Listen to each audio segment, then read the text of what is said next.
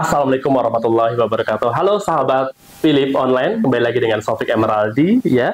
Dalam hal ini kita teman-teman nggak terasa ya, sahabat Philip Online sudah mendekati masa pemilu ya. Tentunya sahabat Philip juga sudah memilih ya dengan hati dan juga nurani sahabat Philip semuanya untuk memilih pasangan calon wali kota dan wakil wali kota dan juga gubernur ya.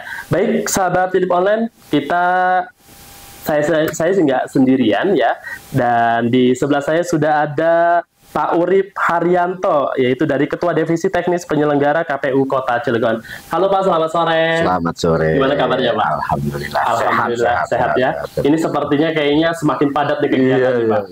Di masa tenang saat ini ya Pak. Ya, mohon kita juga doain. Mudah-mudahan semua penyelenggara di Kota Cilegon sehat. Amin. Semua penyelenggara mudah-mudahan diberikan kesehatan ya Pak ya. Siap. Baik ya. Ini persiapan untuk masa pemilu, berarti saat ini kan sudah masa tenang ya Pak ya.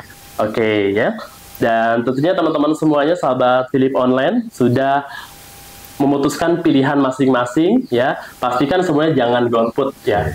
Siap. Kayaknya saya manggilnya jangan Pak deh, Kang ya, Ya, karena masih muda. Terima kasih. Kang, ini saya coba mau tanya, ini terkait dengan hari tenang, karena tema kita di hari tenang dan juga partisipasi pemilu ya.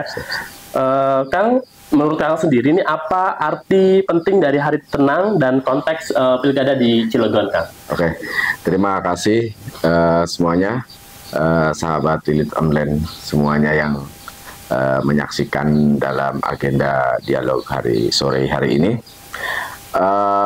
Pertama, kita PKPU 2 tahun 2004 tentang penjelasan dan jadwal, tahapan dan jadwal.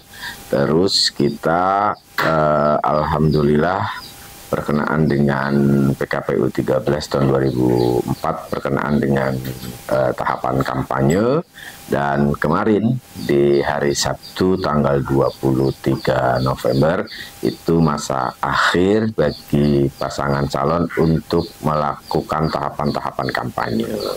Tentu setelah tahapan kampanye di tanggal 24, 25, dan 26 itu di masa tenang. Tentu dalam masa tenang ini bagaimana kita penyelenggara KPU dan tingkat badan ad hoc kami sedang melakukan beberapa kegiatan-kegiatan yang harus dilakukan oleh petugas kami di tiap-tiap TPS.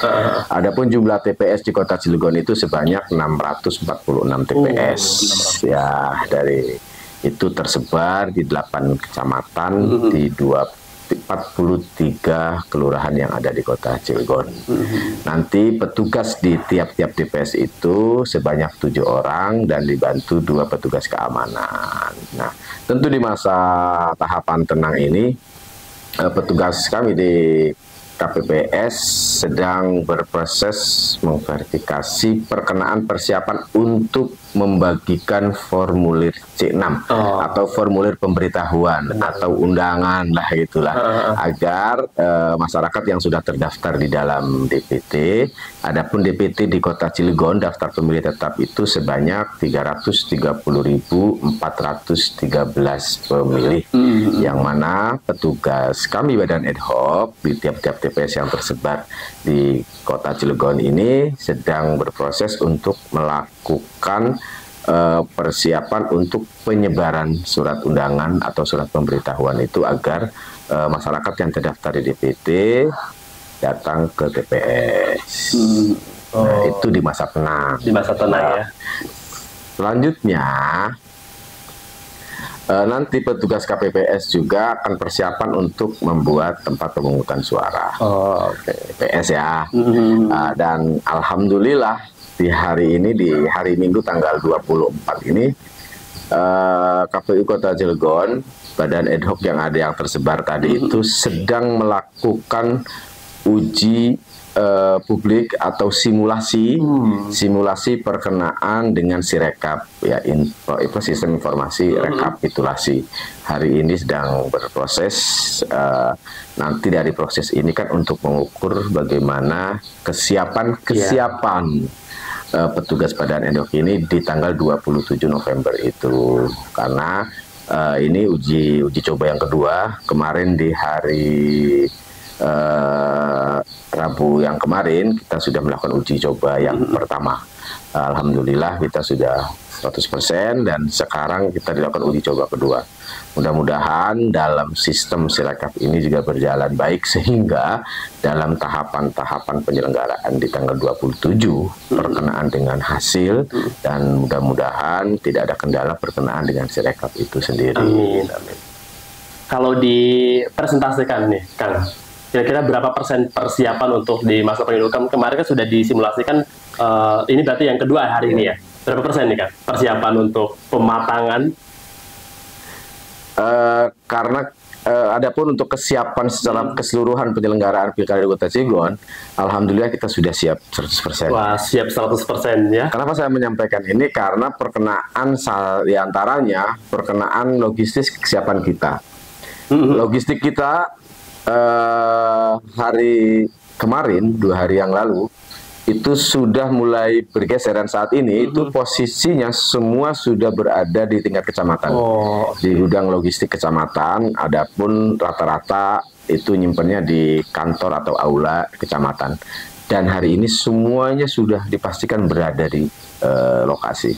Dan nanti 1 hari sebelum pelaksanaan itu sudah bergeser ke tiap-tiap TPS. Tentu kalau itu sudah disiapkan ya secara umum ya KPU Kota Cilegon sudah siap untuk melakukan pelaksanaan Pilkada serentak tahun 2024. Mudah-mudahan sukses semua. Siap, lancar. Amin, amin. Kang, ini kan berarti masa tenang ya. Bagaimana penanganan upaya terhadap pelanggaran kampanye di hari tenang ini? Tentu kami menghimbau ya dalam karena tahapan kampanye sudah selesai, tentu di masa tenang ini bagi masing-masing pasangan calon ya tidak boleh untuk melakukan kegiatan-kegiatan yang mengarah ke kampanye. Termasuk kita juga semalam contoh berkenaan dengan alat peraga kampanye yang difasilitasi KPU juga, gitu kan? Kalau alat peraga ini menjadi bagian dari metode kampanye kan, gitu. Jadi alhamdulillah kita per semalam pukul 00 teman-teman PPK sudah melakukan pembersihan. Ya, artinya pembersihan ini alat peraga yang difasilitasi oleh KPU. Itu semuanya. Dan saya juga tadi udah melihat sih di jalanan sudah mulai pengambilan. Iya, karena itu perkenaan bagaimana alat peraga yang sudah difasilitasi oleh kita. Dan terus teman-teman badan lo kami, PPK, PPS juga selalu melakukan komunikasi dan supervisi terhadap kesiapan KPPS. Oke. Berarti secara ini sudah 100% persiapan insya Allah ya. Siap. Kang, apa saja sih sebenarnya tantangan yang sering terjadi dalam menjaga netralisir di hari tenang ini, di masa tenang? Begini. Tentu dalam proses perjalanan, dalam kita menjalankan terhadap semua tahapan, yang di dalamnya tahapan di antara tahapan di masa tenang menjelang hari H ini, kita di situ kan bagaimana penyelenggara pemilu itu kan ada 3, KPU, Bawaslu, DKPP. Tentu bagaimana dalam prosesnya kita juga diawasi oleh Bawaslu. Yang kita juga tentu teman-teman KPPS ini kan ketika saat pendaftaran itu mereka juga mendatangani sebuah perjanjian fakta integritas. Justru itu menjadi bagian-bagian bahwa kita juga menjaga netralitas. Dan tentu ini semua dalam perjalanannya kan kita juga nanti akan diawasi oleh pengawas pemilu, kita juga akan diawasi oleh masyarakat, yang mana masyarakat itu yang menjadi bagian pengawas partisipatif kalau ya, menurut paham mengawasi seperti itu. Artinya masyarakat juga dilibatkan untuk dalam proses pengawasan ya Kang ya? Ya. Nah, ada upaya dari KPU untuk mungkin memberikan edukasi terhadap masyarakat mengenai dengan kemungkinan-kemungkinan terjadi pelanggaran tadi, Kang. Dari KPU ada peran aktif nggak untuk menyampaikan sosialisasi terhadap masyarakat luasnya? Sebenarnya kalau bicara pelanggaran tentu itu ranahnya ada di Bawaslu.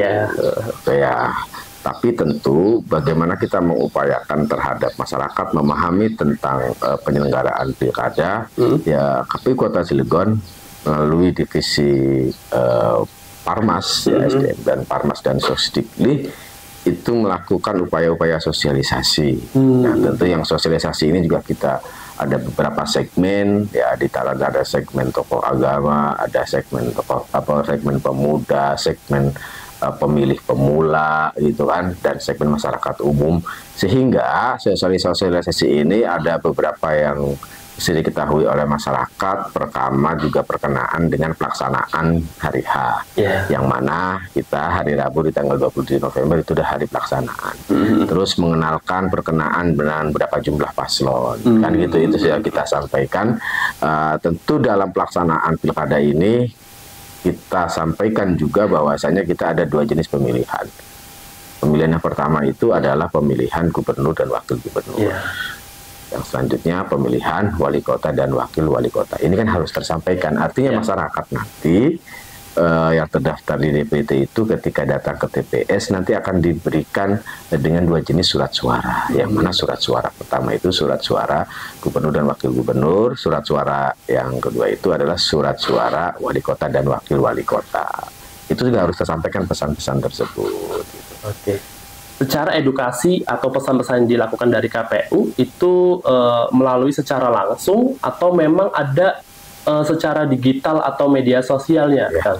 Kita KPU Kota Cilegon juga kan punya Instagram, kan gitu, punya artinya melalui media sosial. Tentu kita juga bisa melalui komponen-komponen masyarakat, kayak pemuda, kayak teman-teman mahasiswa, mereka bekerjasama dengan KPU dalam rangka untuk mensosialisasikan tersebut. Artinya kita secara verbal ketemu juga dengan masyarakat juga ya kita lakukan itu. Terus kita juga kan terhadap ini juga tetap melalui teman-teman media juga kita bersama-sama bagaimana memberikan informasi, karena kan segmen masyarakat di Kota Cilegon ya bervariasi lah kan gitu dari milenial ya. Gitu. Upaya-upaya itu sudah kita lakukan lah ya, tapi mudah-mudahan tetap upaya-upaya bagaimana kita meningkatkan partisipasi juga. Kayaknya di hari Senin itu juga teman-teman PPS akan melakukan informasi melalui war-war lah, kan gitu, yang mana teman-teman PPS itu akan berkeliling di wilayahnya masing-masing di 43 kelurahan. Kita juga sudah sampaikan kepada teman-teman KPPS juga koordinasi dengan ketua DKM musola atau masjid agar di hari Rabu pagi itu ya minta diumumin lah habis pada salat subuh, kan gitu, mengingatkan masyarakat di lingkungan sekitarnya bahwasannya ya hari ini hari Rabu tanggal 27 adalah hari pelaksanaan pemilihan gubernur, wakil gubernur, wali kota dan wakil wali kota. Ya Bapak Ibu masyarakat semuanya harap datang kan gitu ke TPS yang sudah disiapkan oleh KPU gitu. Itu upaya-upaya yang kita lakukan. Upaya-upaya secara aktif dan juga sudah dilakukan ya. Melalui tadi ada beberapa memang kerjasama secara langsung, baik secara digital, kemudian juga terjun ke masyarakat untuk memberikan sosialisasi bahwasanya di tanggal 27 November jangan golput, harus datang ke TPS, begitu ya? Iya, siap, kurang lebih seperti itu. Nah, Kang, ini kan tadi kita di masa tenang ya, berikutnya kita akan coba diskusi terkait dengan partisipasi pemilih. Ya, pemilihan di tahun 2024 ini. Nah, bagaimana tingkat partisipasi pemilih di Pilkada Cilegon sebelumnya dan apa yang diharapkan di tahun ini? Menurut data pelaksanaan kita terakhir penyelenggaraan Pilkada itu di tahun 2020. Di tahun 2020 itu kurang lebih di angka partisipasi pada waktu itu di angka 76 sekian persen lah. Ya. Tentu di Pilkada 2024 dengan tadi beberapa usaha bagaimana kita mensosialisasikan terhadap masyarakat Kota Cilegon, ya harapannya ya meningkat dari Pilkada 2020 lah. Gitu ya, 80% mudah-mudahan. Ini pun tetap kita usaha maksimal, di antaranya ya tadi itu beberapa gitu. Supaya ini tetap ya kita, karena kan bicara penyelenggaraan pemilu maupun pemilihan itu kan ada 4 komponen penting yang terlibat. Pertama, kita adanya aturan atau regulasi. Ya, kita ada undang-undang, ada PKPU, ada sejarah sampai tingkat bawahnya. Terus setelah ada regulasi, ya harus ada penyelenggara. Nah, kita ini penyelenggara, KPU, Bawaslu, DKPP, tentu KPU dengan jajarannya sampai kepada ad hoc KPPS, sudah ada penyelenggaranya dan harus ada pesertanya. Ya. Nah, kita alhamdulillah kan sudah ada pesertanya nih. Ya, baik provinsi gitu kan, ada 2 pasangan calon. Kalau di tingkat di kota, wali kota dan wakil wali kota Cilegon ada 3 pasangan calon. Artinya ada regulasinya, terus ada penyelenggaranya, ada pesertanya, dan yang paling penting itu adalah harus adanya pemilih. Benar. Kan gitu. Nah, tentu dengan segala upaya dari Kabupaten Cilegon, perkenaan dengan pemilih ini penting. Kita melakukan sosialisasi terhadap masyarakat Kota Cilegon agar pemilih ini yang terdaftar dalam daftar pemilih tetap yang tadi kurang lebih di angka 330.413 pemilih itu, ya pastikan mereka semua untuk datang ke TPS-nya. Adapun upaya-upaya yang tadi saya sampaikan tadi kan. Iya. Ada target peningkatan 80% ya Pak ya, insya Allah di tahun pemilu tahun ini ya. Ada strategi khusus nggak Pak untuk meningkatkan kesadaran terhadap masyarakat agar terutama kaum milenial nih, bagi kita anak-anak muda yang mungkin tahun ini baru bisa ada hak pilih Pak. Ada strategi khusus nggak untuk meningkatkan kesadaran terhadap anak-anak muda? Berkenaan dengan terhadap pemilih milenial dan Gen Z, kita sudah melakukan sosialisasi di tiap-tiap lembaga pendidikan SMA ya. Baik. Yang mana SMA itu kan bisa jadi dia kelas berapa? 2, 3 ya. Ya, kelas 2 atau kelas. Kalau kan sekarang menghitungannya 10, 11, 12 ya. Jadi kelas 11 atau kelas 12. Yang mereka nanti genap umur 17 tahunnya itu pada 27 November besok. Itu sudah kita upayakan. Terus kita juga melalui segmen teman-teman mahasiswa. Kan bisa jadi mereka juga statusnya baru orang yang pertama kali. Istilah disebut adalah pemilih pemula. Kan begitu. Itu upaya itu juga kita bekerja sama dengan teman-teman organisasi kemahasiswaan. Nah, yang ada di Kota Cilegon itu sudah kita upayakan bagaimana kaum Gen Z dan milenial juga bisa bersama-sama berpartisipasi, meningkatkan partisipasi pemilih di Pilkada 2024 tersebut, khususnya di Kota Cilegon. Oke, berarti memang dari sebelumnya juga sudah ada edukasi dan juga terhadap masyarakat, sosialisasi untuk pemilihan terutama di Gen Z ya, dan anak-anak muda yang mungkin baru kali ini akan mensuarakan hak pilihnya ya. Ada ini nggak bagaimana peran teknologi seperti media sosial dalam meningkatkan partisipasi pemilih di tahun ini Pak dari KPU Cilegon? Ya, sekarang ini kan zamannya serba teknologi khususnya di media sosial.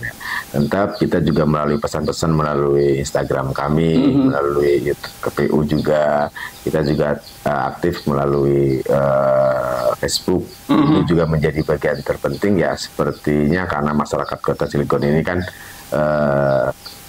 terdiri dari beberapa kalangan tentu kan. Ya, karena segmen melalui media sosial ini ya paling tidak di segmen pemilih pemula dan Gen Z dengan milenial itu kalau kita targetnya kan begitu. Tentu ya kita juga akan mengupayakan perkenaan dengan sosialisasi selain melalui medsos ya, tentu kita juga harus sosialisasi yang harus kita lakukan tentu tetap dengan melalui ketemu masyarakat ya, menyampaikan informasi dan pesan-pesan lah. Oke.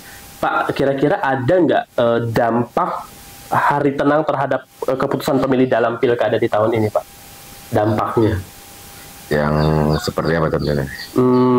Dampak di hari tenang ini, di pilkada tahun ini mungkin lebih masyarakat lebih taat, atau mungkin masyarakat masih ada beberapa memang yang melakukan kampanye secara terselubung mungkin gitu Pak?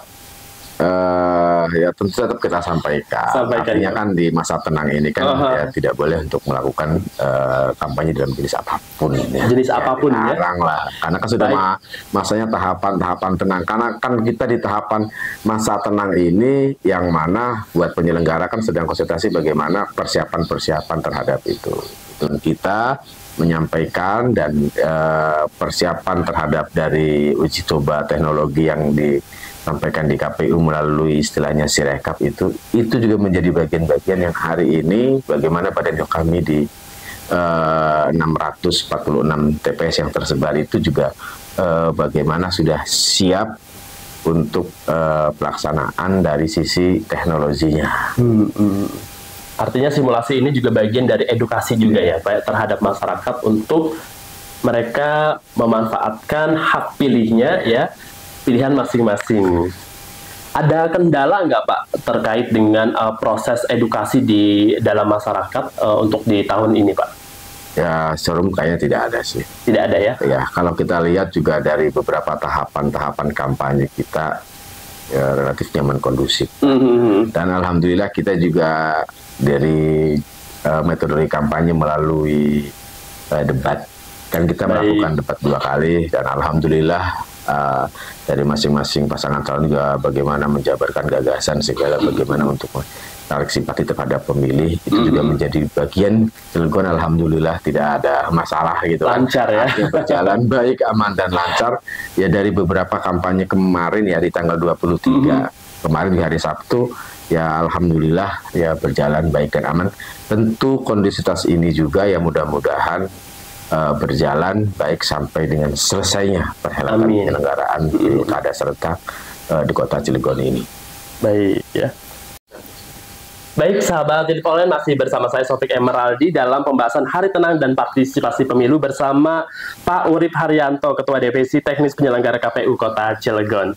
Pak, ini yang terakhir, ada pesan untuk masyarakat Cilegon untuk sama-sama kita memanfaatkan hak pilihnya terhadap pilihan masing-masing. Gimana Pak? Oke, buat sahabat Philip Online, tentu perkenaan dengan pesan terhadap bagaimana masyarakat Kota Cilegon yang berkenaan dengan persiapan penyelenggaraan pemilu serentak ini, ya kami menyampaikan agar masyarakat Kota Cilegon di tanggal 27 November tahun 2024 ya agar untuk datang ke TPS masing-masing untuk melaksanakan hak politiknya. Mudah-mudahan partisipasi pemilih di Kota Cilegon bisa meningkat dan dalam pelaksanaannya berjalan baik, aman dan lancar sesuai dengan harapan kita semua masyarakat Kota Cilegon. Dan jangan lupa kita juga mohon doanya kepada semuanya, terutama buat penyelenggara pemilu di Kota Cilegon, semuanya dalam keadaan sehat walafiat. Amin, amin ya. Baik Pak Urip, terima kasih banyak ya. Dan sahabat Philip Online, terima kasih banyak. Sampai jumpa di next podcast ya. Terima kasih. Saya Sofik Emeraldi pamit. Wassalamualaikum warahmatullahi wabarakatuh.